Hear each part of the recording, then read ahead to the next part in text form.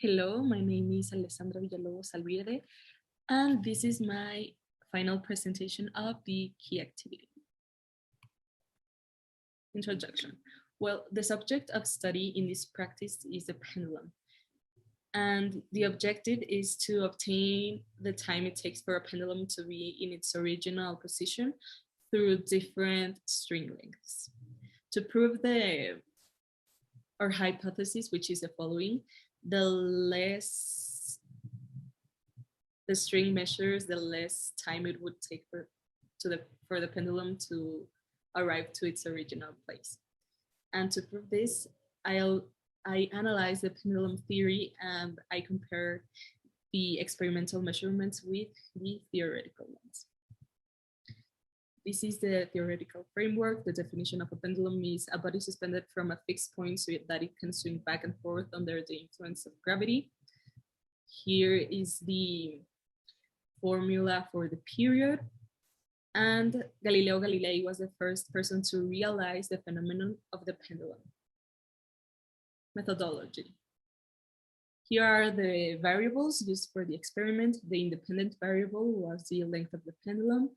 The dependent variable was the time it takes for it to be in its original position. And the control variables are the material of the string, the mass of the pendulum, and the angle from which the pendulum was released.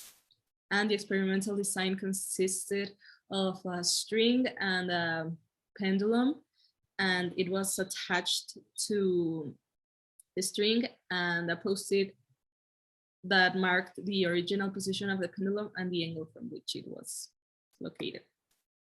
Here are the images. As you can see, here I drew the angle from which the pendulum would be released. And here are the materials. In my case, I used string, a Unibox that weighed 100 grams. And yes,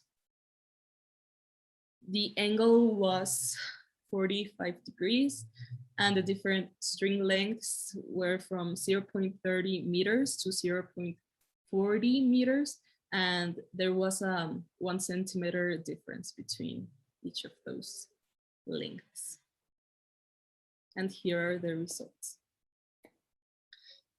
So as you can see in my experimental model, the string size that was 0.30 meters, that was the shorter one, the time it took the pendulum to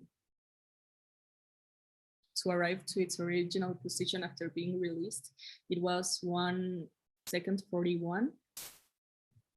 On the other hand, on the theoretical model, the string size the time it took was 1.43. In the theoretical model, I used a simulator and it was more exact. So there you can see the measurements, they go from 0.30 to 0.40 meters, and those are the times.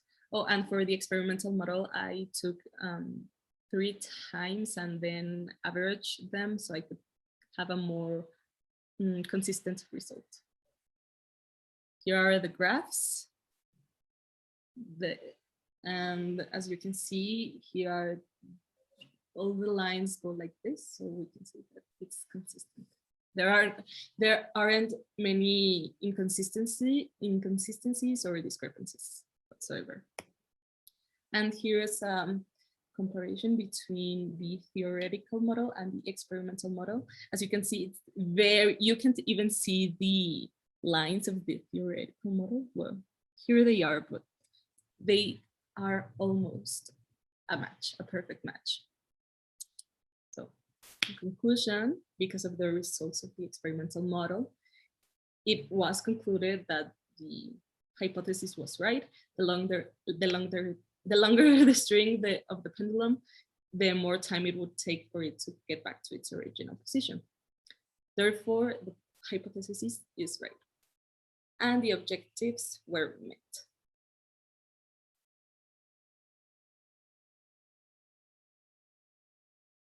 As stated previously, there's there are always flaws in the experimental design arrangement, but it's okay. We're humans, we're not machines. So it's okay to have some things that are not fully matching with the theoretical model.